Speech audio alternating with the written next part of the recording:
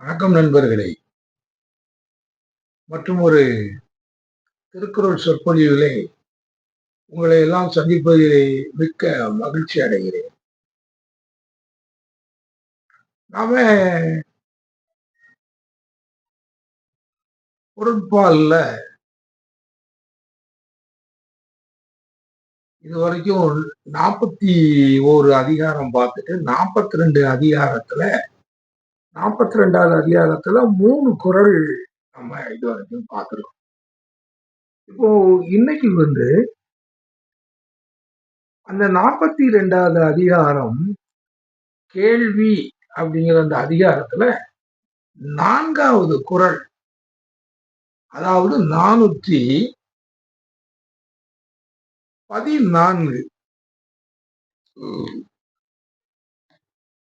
414ங்கிற அந்த குறளை நாம இப்போ பார்க்க குறள் என்ன அப்படின்னாச்சுன்னா, கற்றிலனாயினும் கேட்க,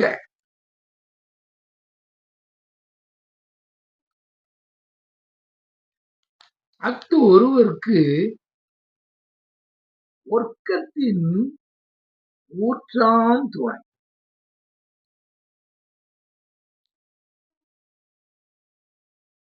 கல்வி, கேள்வி இதுகள் எல்லாம் எவ்வளவு முக்கியத்துவம் வாய்ந்தது அப்படிங்கறது திருவள்ளுவர் சொல்ற வரைக்குமே நமக்கு தெரியல.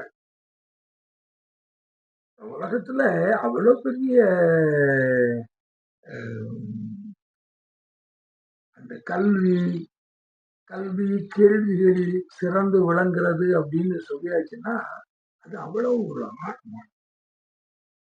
இப்ப நமக்கு 3 குறள் பற்றி சொன்னவரு இப்ப இந்த 4வது குறள் என்ன சொல்றாருன்னா, கற்றிலன் ஆயினும் கேட்க, அஃது ஒருவர்க்கு ஒற்கத்தின் ஊற்றாம் துணை. அது என்ன? இதுக்கு நமக்கு பொருள் என்ன அப்படின்னாச்சுன்னா, படி, நீ கல்வி கற்றுக்க அப்படிங்கறத பற்றி எவ்வளவு சொல்றவரு முடியாம போயிட்டியா, என்னவோ ஒரு காரணத்தினால ஒருத்தன் கல்வி கற்கல, இல்ல படிப்ப பாதியில நிப்பாட்டிட்டான், இப்படின்னு இந்த மாதிரி பல காரணங்கள்ல இந்த கல்விய ஒரு மனிதன் கற்க முடியாம போகுது. அப்படி வரும் பொழுது திருவள்ளுவர் என்ன சொல்றாருன்னா, நீ கற்கலையா, நீ பள்ளிக்கூடத்துல மேல் வகுப்புகளுக்கு போய் அதெல்லாம் நீ படிக்கலையா, சரி, அதை பத்தி ஒண்ணும் இல்லை. கற்றிலனாயினும் கேட்க, நீ யார் யாரெல்லாமோ பெரிய பெரிய அறிஞர் பெருமக்கள் பல்வேறு துறைகள்ல பல்வேறு இடங்கள்ல பேசுவாங்க. அரசியல் கட்சிகள்ல பெரிய அறிவாளி பேரறிஞர் அண்ணா மாதிரி ஒருத்தர் இருந்து அவர் பேசும் பொழுது நமக்கு கேட்போம். அதே மாதிரி இன்னொன்னுல அந்த காலத்துல அப்போ வந்துகிட்டு காந்திஜியை அவர்கள் இருந்தார். காந்திஜி அவர்கள் நமக்கு நேரடியா நம்மளோட அப்படியே நம்மளை அணைத்து அவர் நம்ம தொடர்புகளை அந்த பாசத்தோட அவருடைய பேச்சுக்கள் நம்ம கருணாநிதியோ மற்றவர்களோ இன்னொன்னு மத தலைவர்களோ, நான் சின்ன வயசுல அந்த நம்ம திருமுருக கிருபானந்த வாரியார் அவர்களுடைய பேச்சுக்களை எல்லாம் எங்க இருந்தாலும் கேட்க போவேன். அது முன்னால கூட ஒருத்தர் புலவர் கீரன் ஒருத்தர் இருந்தார். அப்போ அந்த புலவர் கீரன் அவர் கொஞ்சம் கால் கூட ஏதோ ஒரு ஊனமோ ஏதோ இருப்பானே என்னமோ தெரியல. அவங்க எல்லாம் பேசும் பொழுது அவங்க ஒரு மதம், மத சப்ஜெக்ட், அதுக்கப்புறம் அந்த கடவுள் பற்றிய இதுகள் தான் அவங்க பேசுவாங்க. இருந்தாலும் அவங்க அந்த பொது மக்களை கவர்றதுக்கு அவங்க எப்பவுமே அந்த இதுகளை பேசிட்டு இருக்க மாட்டாங்க. அந்த பொதுவான பொதுவான விஷயங்கள். எப்படி வந்து அ அ இன்னைக்கு உள்ள சூழ்நிலை எப்படி? மக்கள் எப்படி இருக்காங்க? ஒரு தடவ புலவர் கீரன் வந்து அவர் பேசும்பொழுது, அ எனக்கு இன்னும் ஞாபகம் இருக்கு. அ என்னன்னா, அ அன்னைக்கு இப்போ ஏறக்குறைய வந்து அ ஒரு 55 வருஷம் இருக்கும்னு நெனைக்கிறேன். ஒரு 55 வருஷத்துல அ 55 60 அப்ப வந்து அன்னைக்கு வந்து அந்த அன்னைக்கு அவர் வந்து இந்த கல்விகள்ல இருக்கக்கூடிய சில சூழ்நிலைகள் எல்லாம் வந்து அவரு அன்னைக்கு பேசினார். இன்னைக்கு வந்து எப்படி வந்து மாணவர்கள் வந்து சரியா வந்து கல்வி கற்றுக்கிறது இல்ல அப்படிங்கிறதெல்லாம் வந்து சொல்லும்போது நான் ஆங்கிலம் படிக்கிறதுல அவர் ஒருவேளை ஆசிரியரா இருந்தாரோ என்னமோ தெரியல. அவங்க வந்து அந்த பையங்களுடைய அந்த வினாத்தாள வந்து அவங்க திருத்தும் பொழுது, இந்த பையங்க வந்து அத எப்படி வந்து அத எழுதுறாங்க அப்படின்னு அவரு சொல்லும்பொழுது, அ ஒரு பையன் வந்து அவர் சொல்றாரு. புலவர் கீரன் சொல்றாரு. அவரு அவரு அந்த பையன் எழுதுறான். நான் வந்து அ ஹோட்டல்ல வடை சாப்பிட்டுக்கிட்டு இருக்கும்போது, அப்படின்னு சொல்லி அந்த ஒரு நிகழ்ச்சிய வந்து அவன் எக்ஸ்பிளைன் பண்றான். அப்படிங்கும்போது, அத அந்த பையங்களுக்கு வந்து எழுத தெரியல. அதாவது I was eating a vadas அப்படின்னு சொல்லி கூட அவங்களால அது எழுத தெரியாம, வென் ஐ வாஸ் அட் வடா, வென் ஐ வாஸ் அட் வடா அப்படின்னு சொல்லி, இந்த மாரி தவறா இதுகளுக்கு வந்து நீங்க வந்து அந்த அரங்கத்துல வந்து அந்த சிரிப்புகள பார்த்தீங்கன்னா, அதே மாரி கிருபானந்த வாத்தியாரும், அதே மாரி மறைவில குன்றக்குடி அடிகளார். குன்றக்குடி அடிகளார்லாம் வந்து அப்படி திருக்குறள பற்றி அப்படி பேசுவார். அவர் பேசி முடிச்சுட்டு, அத முதல்ல இருந்து கோர்த்து சொல்லுவார்.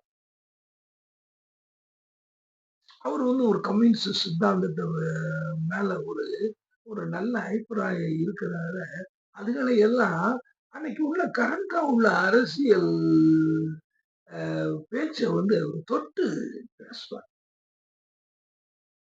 இப்படி பார்த்தீங்கன்னா, இதே மாதிரி வந்து நம்ம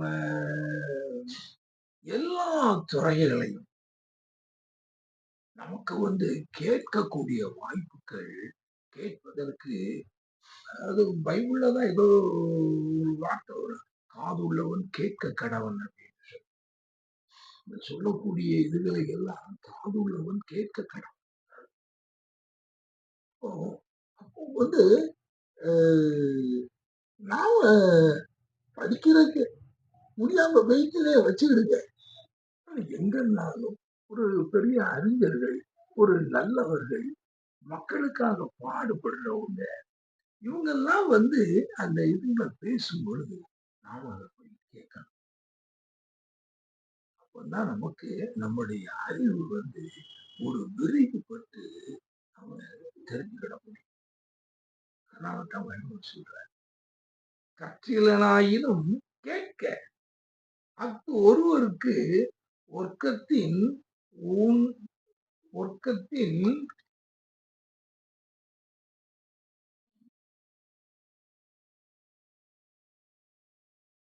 ஊற்றாம் துணை. ஊன்றுகோல். ஒர்க்கம் ஒர்க்கம் அப்படின்னு சொல்லியாச்சுன்னா சங்கடம். ஒரு அ ஒரு சங்கடமான ஒரு சூழ்நிலை, ஒரு கஷ்டகாலம். அதுதான் ஒர்க்கம். அதனால தான் அவர் என்ன சொல்றாருன்னா, "நீ கற்றிலனாயினும் கேட்க, ஒருவருக்கு ஒர்க்கத்தின் ஊற்றாம் துணை." அதுல வந்து உனக்கு வந்து கஷ்டங்கள் வரும்போது, நீ வந்து ஒரு ஊன்றுகோல் மாரி உனக்கு வந்து அது துணை. அந்த வார்த்தைகள். அப்போ இப்போ இன்னை வரைக்கும் அந்த அ பையங்களுடைய படிப்பு அப்படி இருந்தது அப்படின்னு அவரு சொல்லும்பொழுது, இன்னைய வரைக்கும் ஞாபகம் அது இருக்கும் பொழுது, நம்ம வந்து அந்த படிப்புல நாம கவனம் செலுத்துவோம். நிறைய பார்த்தீங்கன்னா, ஒவ்வொரு விஷயங்கள் எத்தனையோ பேரு பேசிட்டு நாம வந்து அதே மாரி சாதாரணமா பெரிய பெரிய ஆட்கள்லாம் இல்ல. நம்மளுடைய வ பள்ளிக்கூடத்துல நம்முடைய கிளாஸ் ரூம் ஆசிரியரே வந்து சில அவங்களே வந்து படித்தவர்கள் தான் அவங்களும். அவங்களும் ஒரு நமக்கு வந்து கிளாஸ் எடுக்குறாங்கல்ல. அவங்க சில நேரங்கள்ல நமக்கு நல்ல கருத்துக்கள் சொல்லுவாங்க. அப்படி அந்த அப்படிப்பட்ட சந்தர்ப்பங்கள் வந்து அந்த பள்ளிக்கூடத்திலேயும் நமக்கு கிடைக்கும். அப்படி கிடைக்காம உனக்கு போயிற்று அப்படின்னாச்சுன்னா, நீ வந்து அத்து ஒருவற்கு நீ கேட்டீன்னா, அது வந்து உனக்கு ஒர்க்கத்தின் ஊற்றாம் துணை. உனக்கு உள்ள சங்கடமான காலங்கள்ல அந்தந்த வார்த்தைகள் வந்து உன்னை வழி நடத்தும். நீ வந்து சிக்கல்கள்ல மாட்டிக்கிட மாட்ட. சில விஷயங்கள் தெரியாம தானே நம்ம வந்து மாட்டிக்கிறோம். ஐயோ! இது எனக்கு தெரியாம போச்சே. ஓ! என்ன பொறுத்தவரையில நெறைய தெரியாம போயிடுச்சு. அப்படி அதுக்காகத்தான் வந்து இந்த குறள்ல நீங்க கற்கவில்லை என்றாலும் பரவாயில்லை. நீங்கள் வந்து கேளுங்க. அப்படி கேட்கும் பொழுதுதான் உங்களுக்கு வந்து உங்களுக்கு ஒரு கஷ்ட காலம் வந்து உங்களுக்கு வரும் பொழுது, அது வந்து அந்த கஷ்டத்திற்கு ஒரு ஊன்றுகோலாக வந்து நீங்கள் கேட்பது பயன்படும் அப்படின்னு சொல்லி சரி, அடுத்த அடுத்த குறள் என்ன சொல்றாங்க?